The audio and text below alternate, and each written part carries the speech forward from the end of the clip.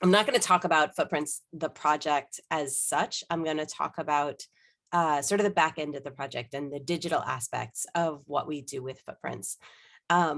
Because I think that'll be helpful just in thinking about digital humanities projects. What are the things that we had to think about in putting this project together?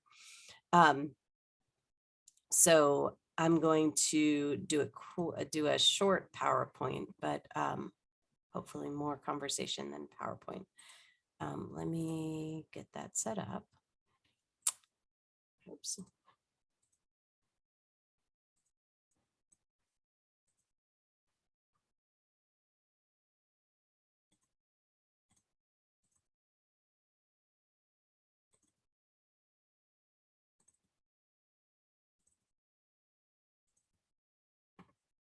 Okay, so here we go. Let me, yeah, I don't know why that is that way. You know what, I'm just going to do it as share screen. Sorry. Let me do that. Okay. And here, you're seeing the next slide view. That's so weird. Yeah, we see the next slide view. Yeah.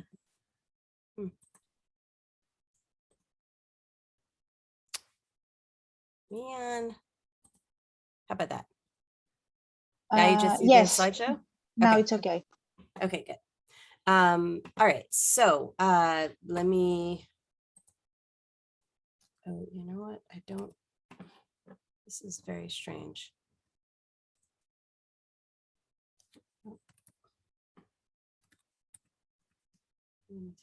Okay, no, now we're back on. Yeah, we see again presenters view. Yeah, you would think I could figure this out. Swap presenter view and slide view. And, okay, good.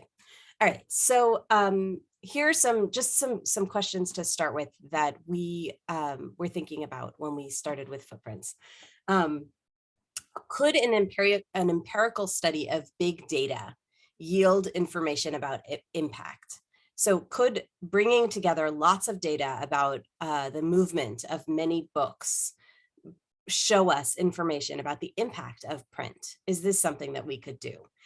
How does a movement of objects, that is books, reflect patterns of knowledge exchange? So what can we learn about the movement of objects in the study of book history and book and knowledge exchange, really? People learning and teaching and providing information from one another. And the third question was, is it possible to create a sort of an alternative archive by studying, interpreting, and linking fragmentary traces of people that are left in books? So for those who don't know, Footprints, Jewish Books Through Time and Place, is a project that traces the movement of Jewish books through the books themselves, through owners, through letters, through auction catalogs, through all the different ways that we that book movement is documented. It could be a censor signature, it could be a book plate, it could be an inventory, an estate inventory. There's so many different ways to do this. And in doing this, we found what we're calling the largest hidden archive of the Jews of early modern Jewry, which is the books themselves, because people leave sometimes extensive marks in their books. So this project started back in 2014. It's been going on since then. We have about close to 18,000 records at this point. But there are a lot of different pieces of the puzzle that we are thinking about all the time. So the taxonomy that we deal with is a literary work. So the concept of a work, if we take,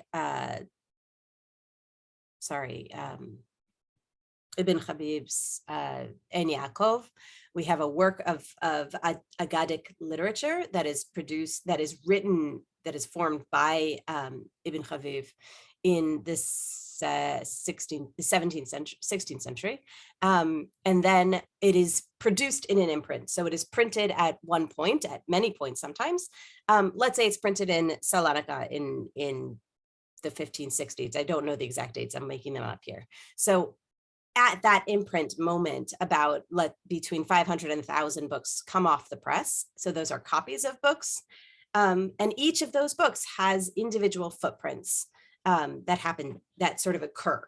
So what we call a footprint is a record of a material presence of a literary work at a particular time or place. So each of those books, things happened to them. They moved, they were reviewed, different kinds of things happened to them. And the point of this project is to track all of that movement to the extent that we can.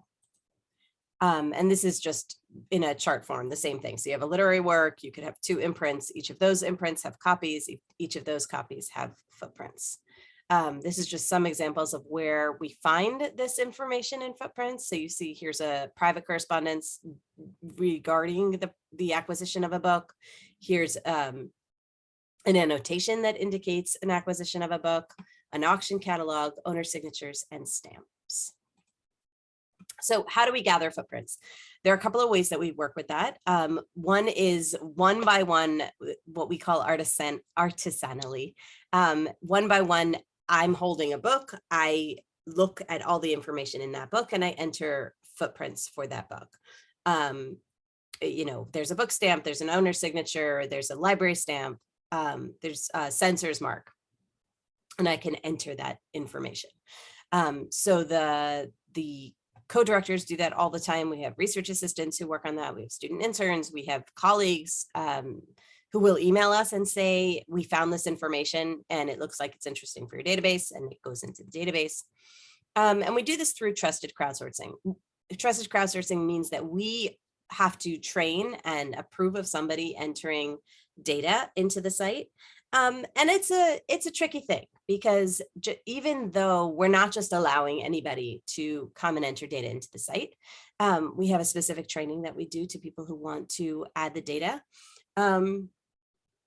It's not always, sometimes there are mistakes that happen. And one of the things that we decided when we began this site is that we were committed to it being open access and immediately live, which means that if somebody enters data into the site, their information is immediately out there. It could be their wrong information that's immediately out there.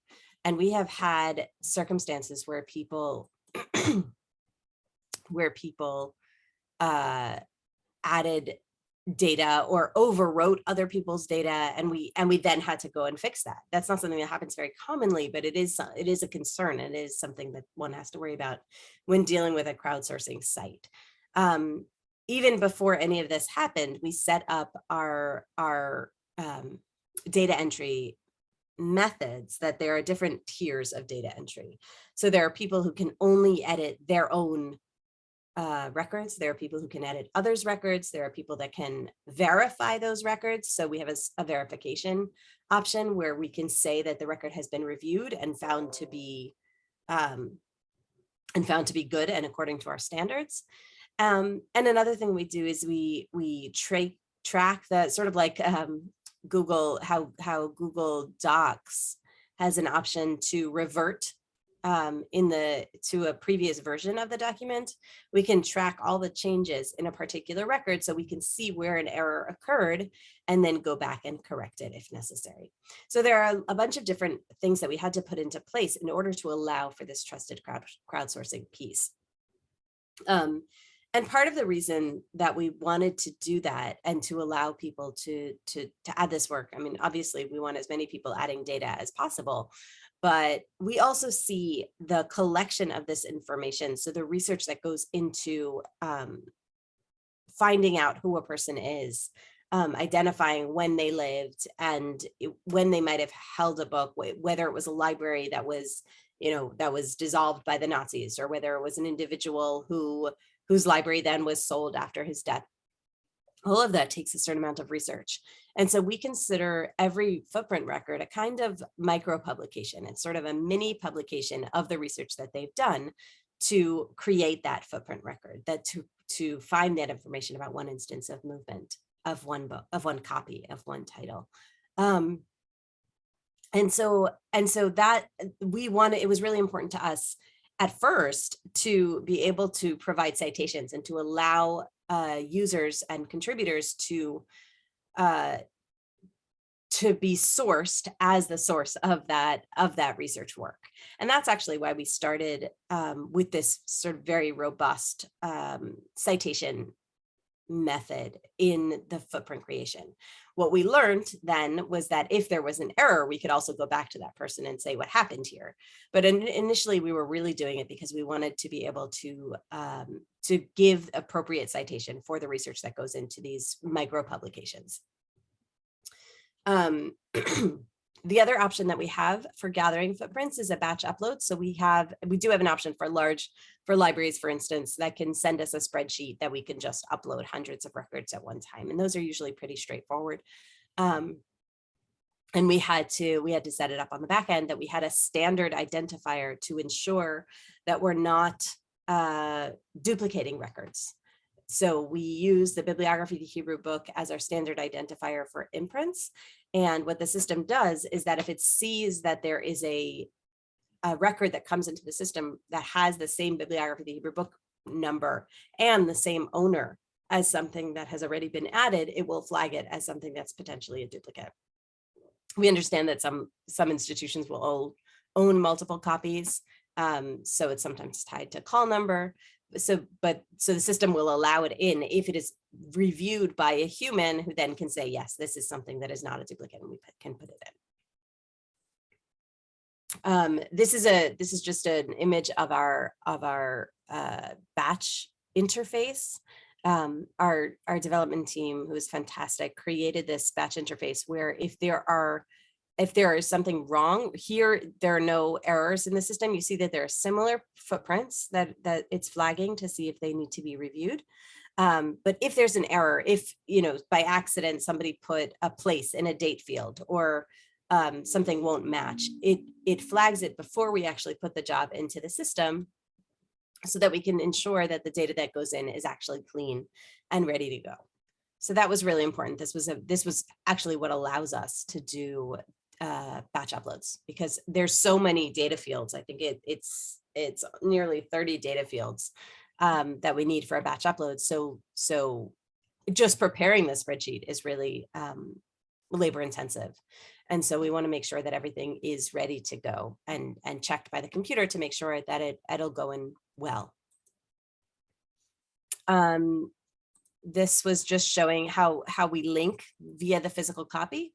So we have a copy identifier for every book. So this 17 is for the is the literary work of Arba Aturim.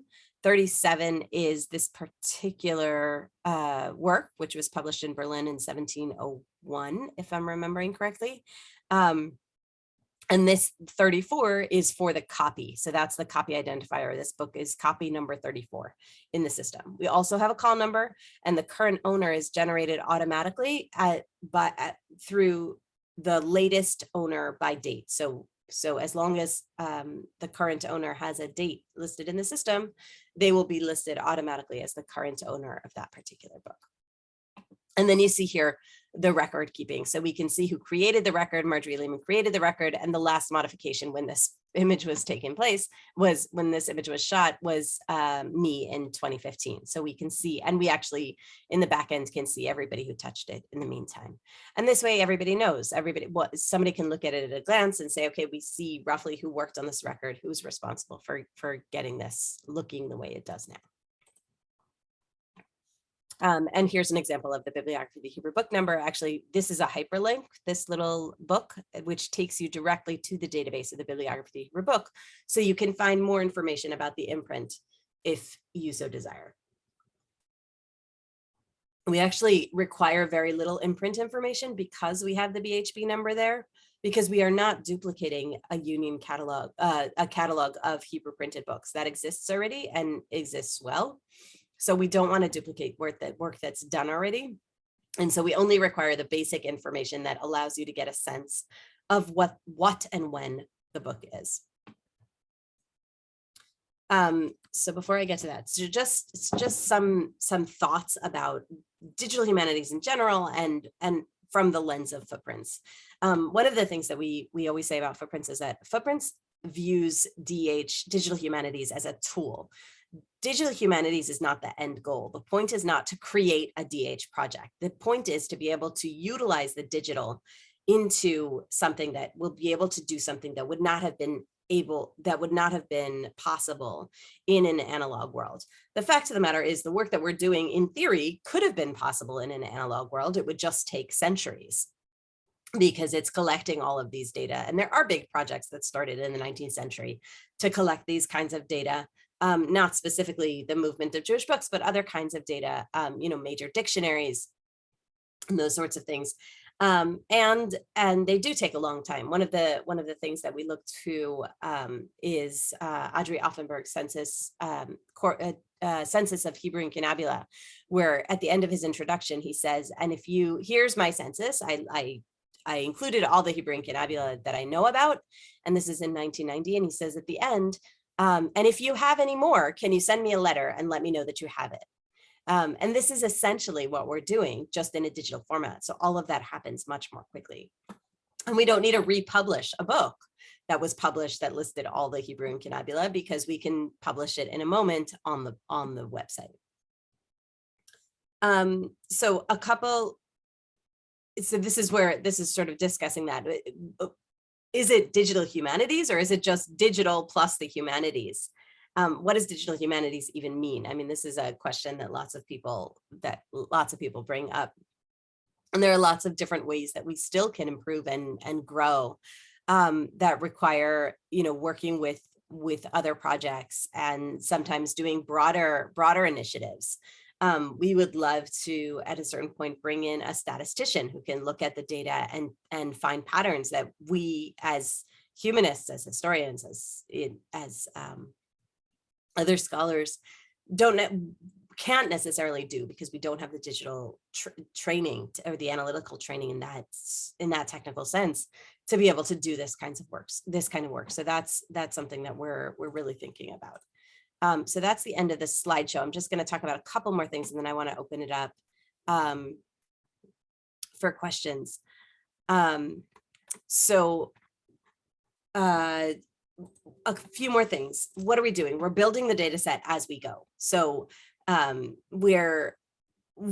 wanted a data set, so we decided to build it. We're analyzing the data set while we're building it. We're doing data integrity, we're checking the data set, and we're continuing to build it even as we're doing all that other work at the same time. So it's an ongoing project, which makes things somewhat complicated. In a way, it's an infrastructural project because we see it as a tool. This is something that researchers can come to and use. It's something that librarians can come to and use to find more information or to share more information about the holdings in their collections. And then we need to think about, is the project ever finished? One of the big questions with digital humanities is, when do you sunset a project? How do you know that it's something that doesn't need ongoing work? Because sustainability is a beast. I mean, it's something that's really difficult, and paying for ongoing maintenance. We have a development team that works on this, but I subscribe to the GitHub for all sorts of reasons, but really because I wanted to see what the ongoing maintenance means. And every day or every 2 days, I see a push in GitHub for an update to the system. And it might be just a teeny tiny update, but these are ongoing all the time. And this is something that I don't think people think about when you think you're going to make a huge digital humanities project. That's great, but ongoing maintenance is critical to its survival. It will literally die if you don't have somebody who's constantly updating all of those systems that make it run.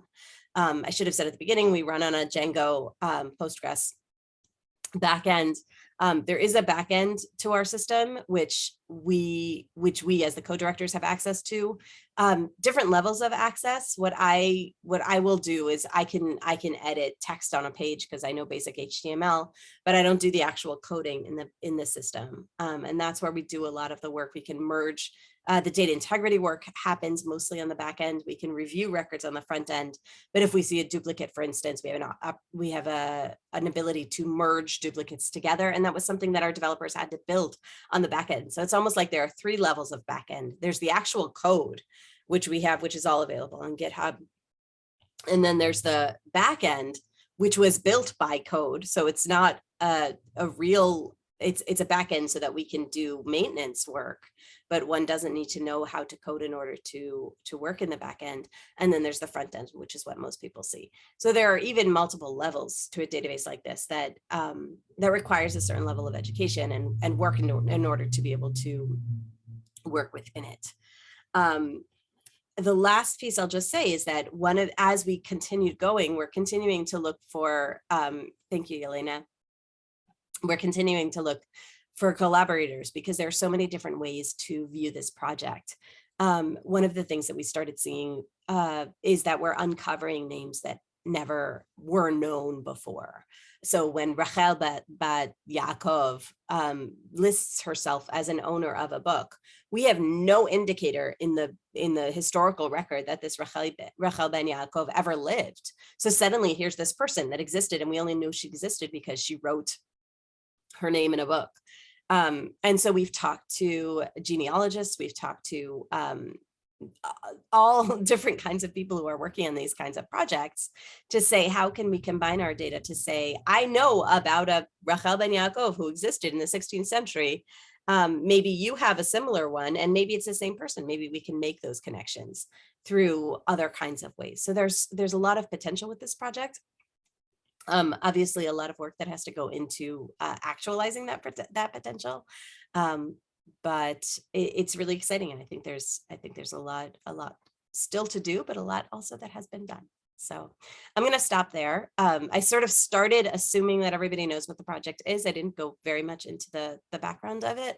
I'm happy to answer any questions around it at all.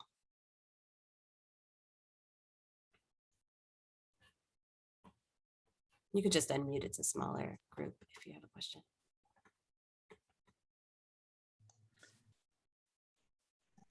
Michelle, maybe I'll start off.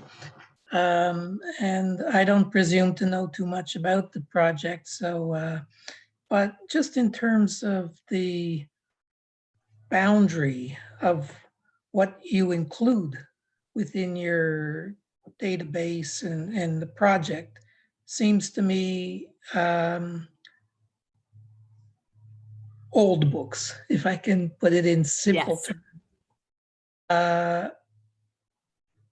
Can you speak to that Absolutely. kind of boundary? The thoughts around that? Yeah, for sure. So our limitations are printed books, not manuscripts, produced prior to 1800. So those are our limitation.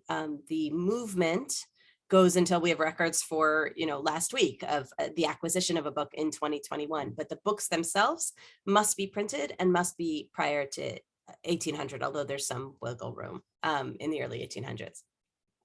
The reason for that is because boundaries are necessary in order to create a project that has meaning.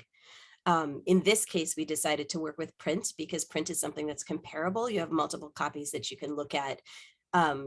You could look at what happens to different copies of what's essentially the same book, but it becomes a different book because different people own it and use it and do all sorts of things with it.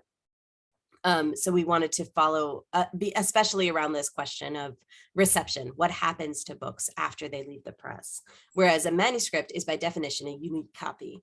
And so that's something that exists in sort of its own space. There's a lot more that's trackable with a printed book. So it was easier to work with print than with manuscripts. As far as the end date, the 1800 date, we decided to limit ourselves to the hand press era, because once you head into mass production of books, it becomes overwhelming and again, a little too unmanageable for us as a small project that's working book by book. So there are quite a number of really important books that are produced in the 19th century, even in the 20th century. And this question, which Gerald may have led to your specific question of North America. Jewish books in North America only really start, there are a few in the 18th century, but really the 19th century is when this is flourishing. And so we recognize that limits it in certain ways. What we do have, and what we're starting to pull together with the data that exists already, is a pretty comprehensive view of how early printed books make it to North America. And we have a lovely path mapper option. We have a map where you can put in different the one that I always show is incunabula, because we have records for 1,500 copies of incunabula in our system, which is a pretty big number. We think it's about half of what exists today. And we were able to see when books started coming to America. So for example, there's a really interesting book that is now at the University of Pennsylvania that was owned by a mohel, a ritual circumciser, and he was in he lived in the mid 19th century, and he writes like through the Civil War, from before the Civil War, the American Civil War, until afterwards. And he was a traveling mohel. So he went to Charleston and to Baltimore and to farther north and to farther west. And he writes about where he went. So he must have gone to different communities. And, there were very few mohalim in the United States at that point. And so people would wait until the mohel would come, and then he would circumcise their babies, and he would note it in his book. But we see where this book went, and by extension, where the owner went, because he's listing every single mark. So that's really important for the history of American Jewry. What's going on? We know that there's this concept of a sort of a traveling mohel, because we have this example that's listed in the book. So it doesn't solve the what do we do with early printed North American books. But it does show, I hope, that there's some really important evidence about America in this database, because people had older books. Thank you. Sure. And one of the collections actually that we worked on was the Lowy collection in Ottawa. So we brought in their incunabula, and then their incunabula is in the database, and their Bamberg Talmud is in the database. And they actually have a really interesting copy of the Bamberg Talmud, which included, it's one of the few copies that actually an earlier owner filled in the blanks that were left for illustrations, which is very unusual in copies, at least that I've seen. Most owners just sort of ignored that blank. But this owner filled in, and in color, it's really interesting. And again, it's showing the history of how books made it here. Julie, go ahead.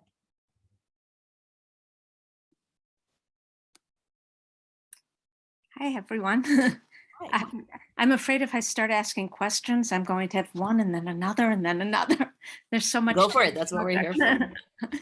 But I wonder if 18,000 records is a bulk amount that gives you, that allows you to see patterns that you couldn't see with just 100 records or 1,000. And also if it's a small enough amount that you can sort of see what's incomplete or misleading without having everything. Yeah, so thank you for that question. It's a question that we talk about a lot. When we first started the project, we said that 10,000 records was our short-term goal. 10,000 records is not a lot. We estimated that according to the amount of books that we estimate to exist now, and we are working with historical copies, so books that don't exist now, we're working with those as well. And I can give an example in a minute, but we estimate that there's a possibility for 2 million records. And that's a conservative estimate. So we have a ways to go. And from a big data perspective, people who work with big data look at our 18,000 records and are like, that's nothing. For us, a big enough corpus would be 100,000 records. That being said, our 18,000 records have actually yielded some interesting information. We spent a couple of years specifically focusing on incunabula, for instance. So incunabula is a small number of books. We know what's out there. And we also were able to partner with the Material Evidence and Incunabula Project. We got some funding together so that they could hire people in England, in Italy, and in Israel to go through all of the incunabula in those collections. And then we worked with the Goethe University in Frankfurt, which also has a huge Hebrew incunabula collection. And we input all the incunabula from the Yackerson catalog of the Jewish Theological Seminary's incunabula, which is the largest collection in the world of incunabula. So we focused specifically on one kind of book so that we could start to ask questions of a piece of the corpus that were a little bit more, that would hopefully be a little bit more productive. What we are seeing is where the gaps are, which is really interesting. So we have lots of movement of books of these particular books in the 16th century, much less in the 17th and 18th. It's less in the 17th century, even less in the 18th century. And so we have questions about that. So what it ends up doing is it generates more questions, which I think is a good thing. For somebody who wants to publish a paper is a little bit more complicated. And we actually do have a paper, an article in progress that we hope to submit by the end of the year or so, which goes into much more detail about sort of our findings and where we've come to till now. But it's possible, and this is something that's been brought up by historians of the book more broadly. When did rare book? I have right here. That's The Invention of Rare Books by David McKitterick. Because when did a rare book become a rare book? And that's something that book historians ask. So just because we have annotations in the 16th century, that's not terribly surprising. People are going to use and write in their books in the 16th century. By the 18th century, they might be a little more hesitant to do that if they see this book as a rare book. And so that makes things a little bit more complicated as far as identifying movement. So we have gaps during those centuries, and because we're able to put it on a map with a timeline, we could see right away where the blanks are. And books don't usually stay in one place for 200-300 years unless they're in a monastery. Jewish books especially do not stay in one place for 200 years. So we know that there are gaps in the data, and that's something that we try to make explicit and ask more questions around so we can try and learn more. Haida. Yes, I was wondering, is a footprint a relational database, or Yes. do you have to look for the relations yourself? No, so it is a relational database. And let me actually, let me pull up the website and I'll show you how that works. So I'm just going to pull up the first record that we have here.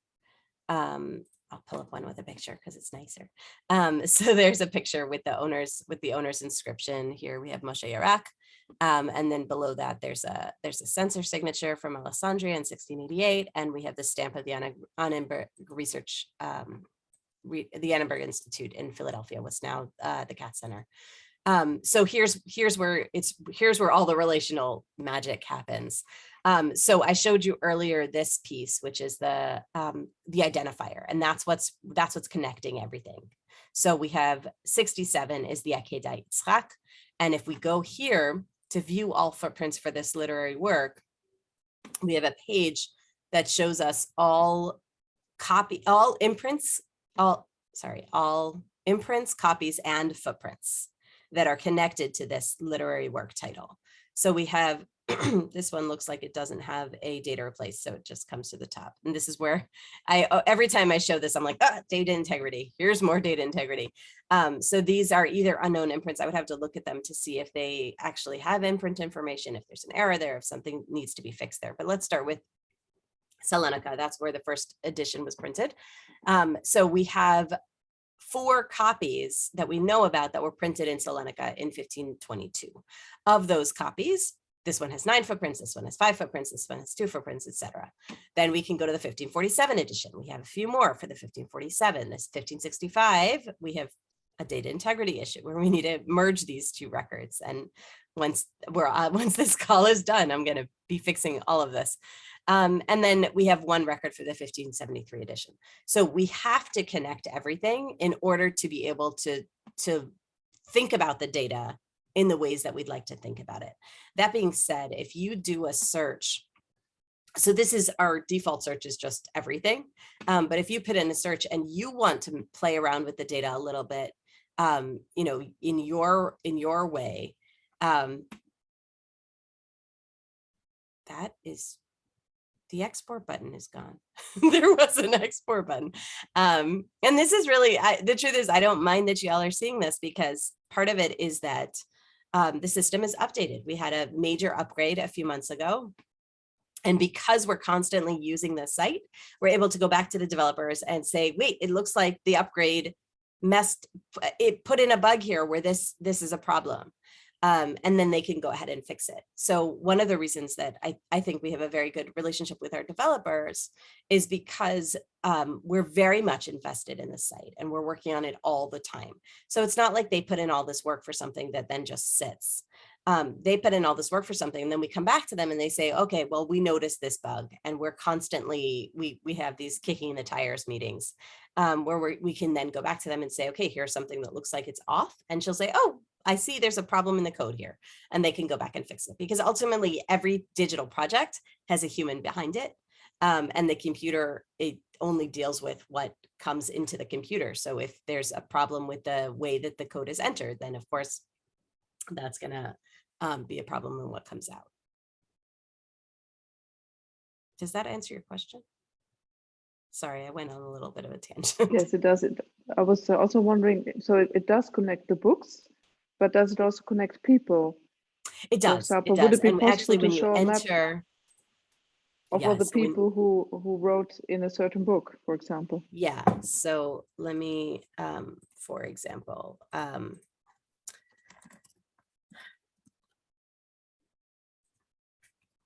let's see if I can spell his name.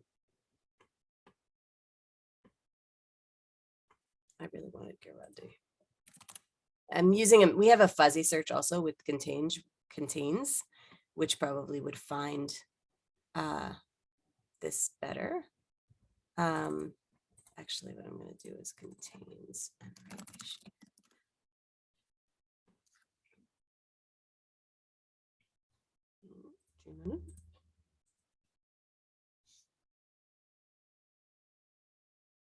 Well, let's work here actually. So we have Nehemias Brill as an owner of a book.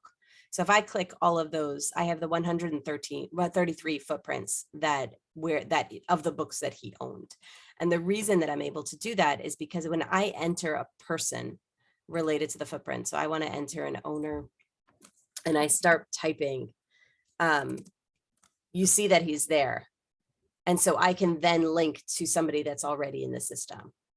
And that's what's happening here. So that's actually a really important piece for the people who enter data, that they link to existing people. I always tell people to start typing, but don't finish and and submit your person until you look at the drop down, because the person is often there already. And then you can add them in, and that's what links them together. Otherwise, we end up with multiple people, and that becomes problematic. And where possible, we try to avoid that. But we can merge people and make it into one person where necessary.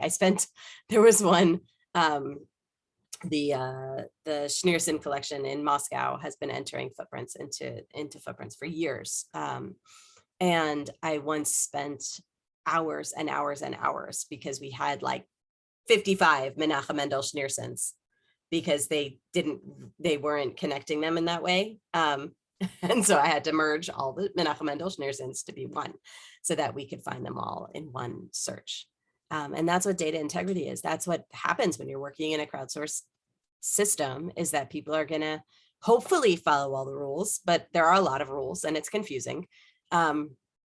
And so we not constantly, but there are times when I go back and I send, polite emails, just a reminder that this is what you're supposed to be doing. And usually that solves it. It's not a problem. But we have to be flexible in that way, because we're working with a lot of people who don't necessarily have any cataloging training, but might have a lot of books and might be interested in working with us in that way. And so there's training that goes on. And most people are pretty receptive and good to work with.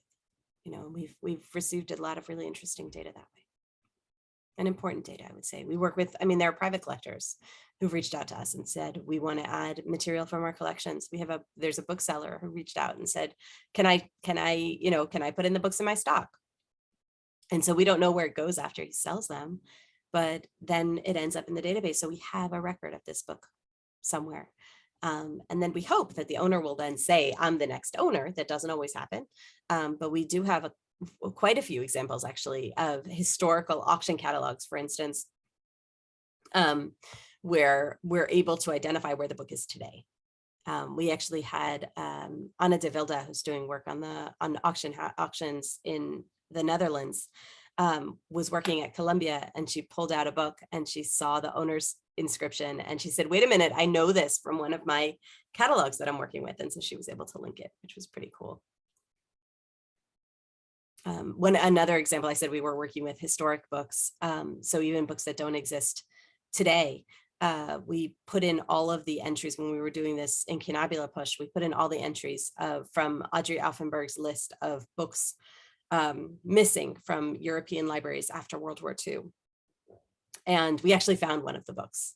So it could be that, because as part of our work, we continued the work, and then we saw that there was a JTS book that had been owned by the Breslauer Seminary, and they had that included in their information. And we realized that this was indeed, we were able to look at the different descriptions and realize that this was indeed the copy that was listed in Auffenberg. So, making all of those connections are amazing when they're able to happen. And sometimes it's because we're looking at duplicates. I have a Breslauer Seminary incunable here, and I have a Breslauer Seminary incunable here. And so I can understand that they're the same one and then bring it together digitally.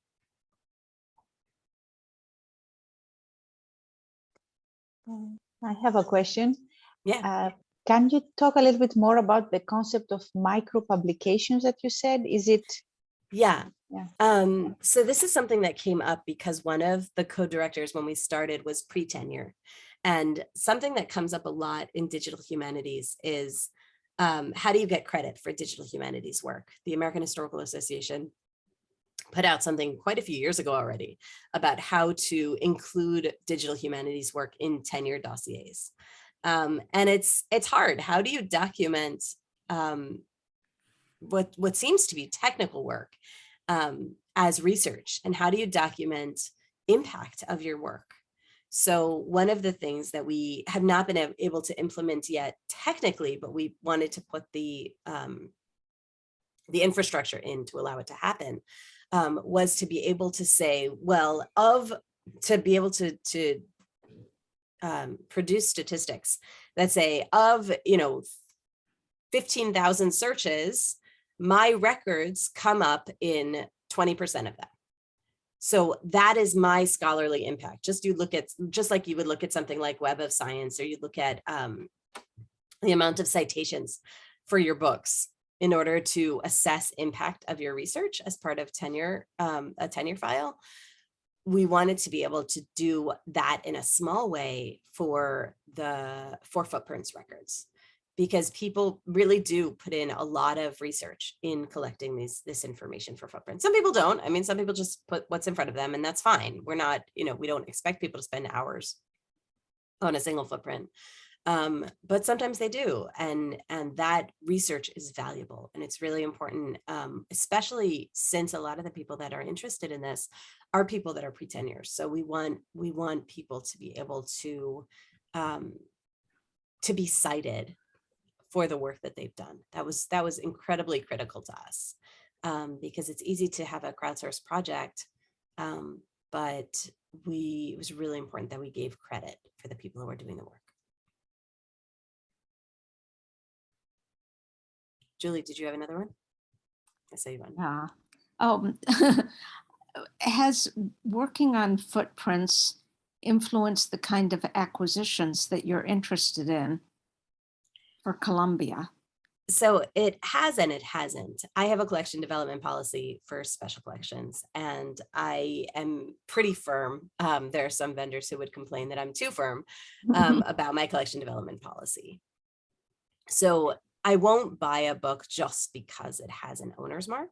It makes me personally happy. What I will say that I've noticed is that auction catalogs tend to be describing them a lot more than they used to. I'd like to say that that's the impact of footprints. I don't know if it's true.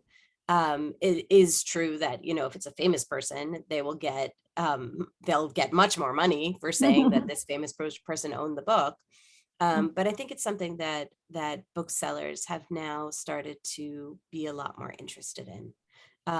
As it happens, I don't really acquire print. There are some exceptions, but Columbia's collection is such that I can't really justify acquiring print books unless there's something sort of added value. So if the owner has a Columbia connection or something like that, then maybe I would do it. But as a rule, that's something that I sort of stay away from, which is sort of ironic given that my work on this project.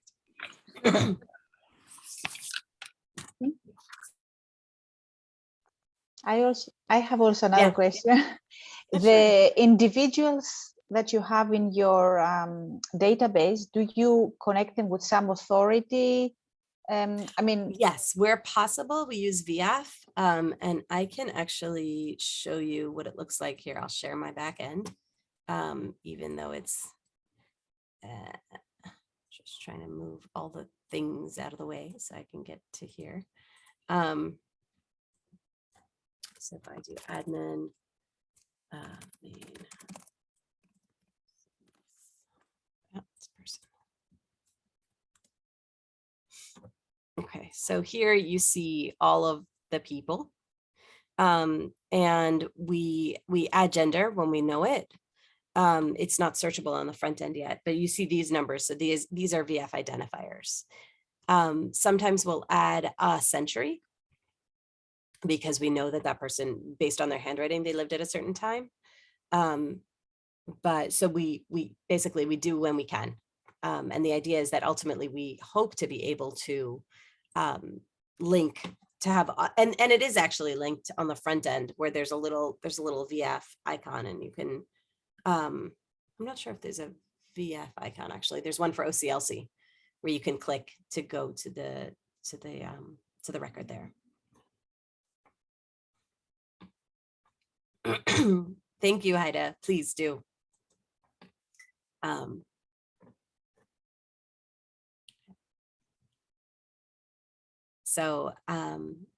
Yeah, I think we're almost at time anyway, so I don't want to keep people over, but if there's any last questions, I'm happy to address them. Yeah. Thank you so much, Michelle. Sure. It was a fascinating presentation. Thank you for coming. Yeah, thank you so much. Thanks, Julie. May I ask one more question? Sure, go for it. I'm wondering, I know you do a few other things besides footprints. One or two. Protecting your Yeah.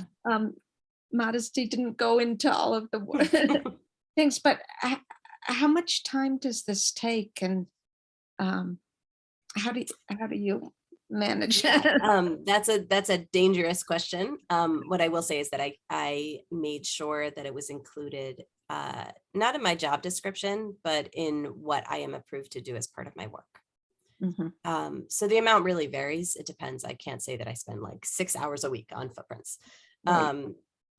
You know, there were times that we put together proposals, and we needed to know what percentage of my time, literally what percentage of my time I work on footprints. Because for a grant proposal, that was part of the of what's there.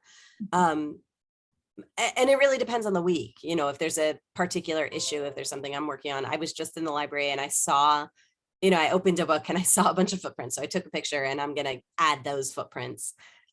Or, you know, I'm dealing with a particular issue right now. So I wanted to set aside an hour to just hit that issue a little bit. So it really varies. There are times when, like, in a way for me, I mean, I love that work so much. And so sometimes it's just, I need a little downtime. So I'll spend an hour doing data integrity. We each try to do, we have a rotation for data integrity where we go through all of the records. We go through about 25 records at a time and verify them, or contact the person who created them to fix them if needed, before verification. So, you know, from an hour to a day, probably a week is what I'll answer.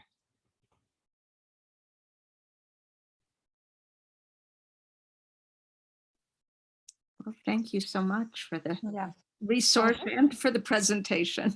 Yeah. Thank you. Thank you. Thank you all for joining. Thank you. Thank you, Michelle, so much. So if there are no more questions, we'll say bye. Okay. Thank you Have all. a good one, everybody. Thanks Bye-bye. again, Michelle. Thank you. Thank you.